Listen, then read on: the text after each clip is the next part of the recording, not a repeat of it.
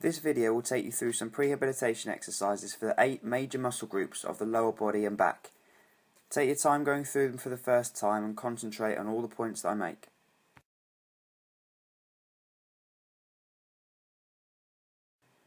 Start with your feet shoulder width apart and your toes pointing slightly outwards at 11 o'clock and 1 o'clock.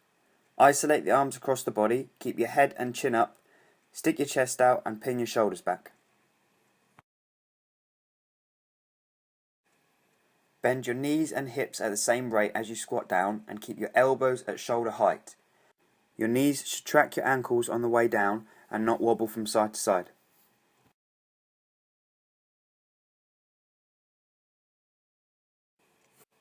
It should look like this from the side. As you descend, stick your bum out, keep your back straight and keep your heels on the floor.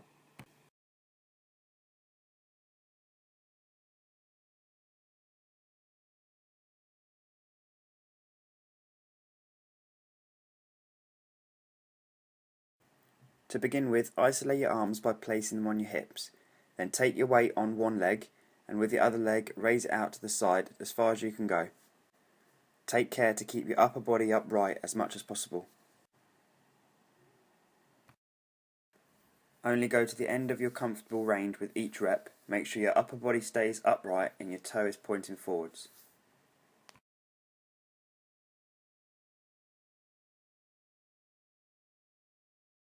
It should look like this from the side. Notice how the toe is pointing forwards and not up.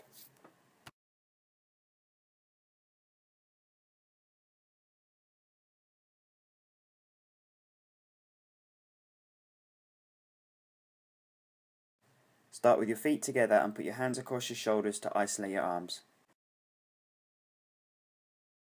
Pause for a second with your knee as close to your chest as possible before you lower your foot back to the floor.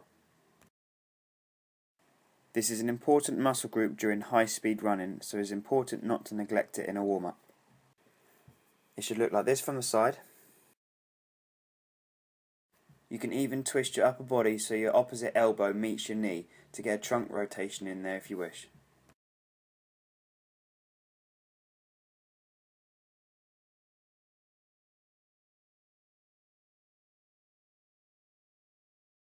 Start from this position with your hands across your chest as low as possible and your knees slightly flexed. Keeping your chest down, extend your knees as far as your hamstrings will let you go.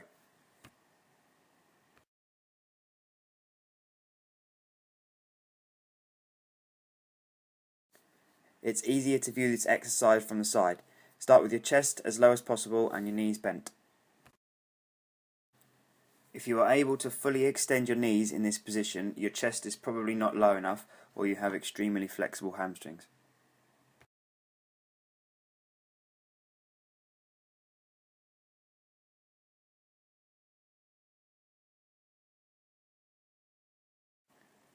Similar to the knee raise, start with your feet together and your hands across your shoulders to isolate your arms. Raise your knee to your chest and pause momentarily. Then rotate the leg out to the side, keeping the knee high and the upper body and hips facing forwards.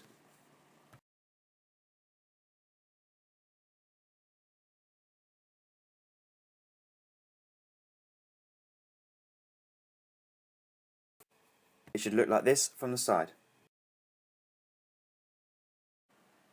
Make sure you rotate your knee round as far as it'll let you go while still maintaining the forward posture of the upper body.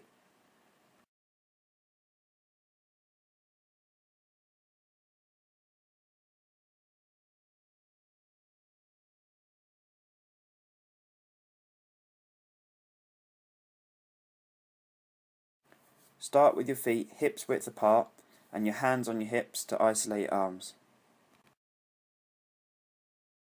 Push up right onto your toes and hold for 3 seconds. Try not to let your ankles wobble from side to side.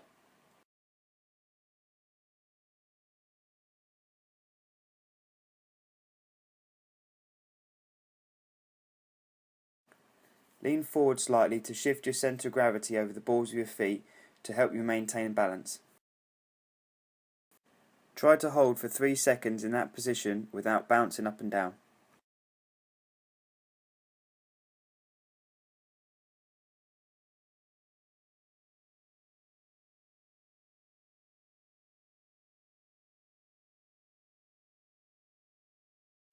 Start in this position with one knee raised slightly off the floor.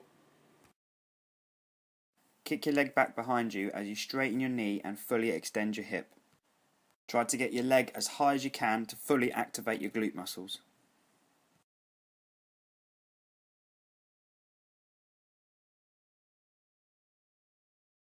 Start in this position on your hands and knees with your feet crossed at the ankles. Lean right back, keeping your hands placed firmly on the mat as far in front of you as possible, and push your bum right back down into your heels.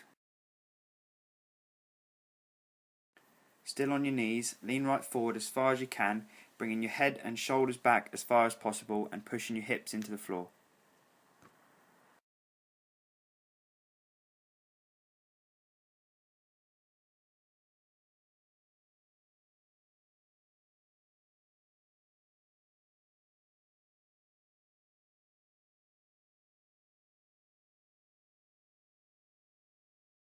Start in this position lying on your back with your arms outstretched. Cross your ankles, bring your heels into your bum and keep your knees together. Keeping both shoulders on the floor, drop your knees to the side and feel the stretch in your lower back. Keeping your shoulders pinned to the floor and using your arms for support, roll your legs to the other side of your body.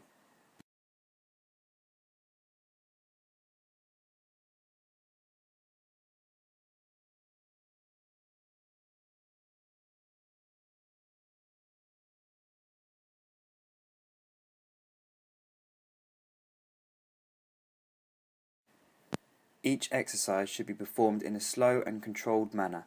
You should only be using one main muscle group for each exercise, and those muscle groups should be isolated to perform the exercise correctly. All these exercises should be dynamic. In other words, there should be no need to pause at the end of the range of motion.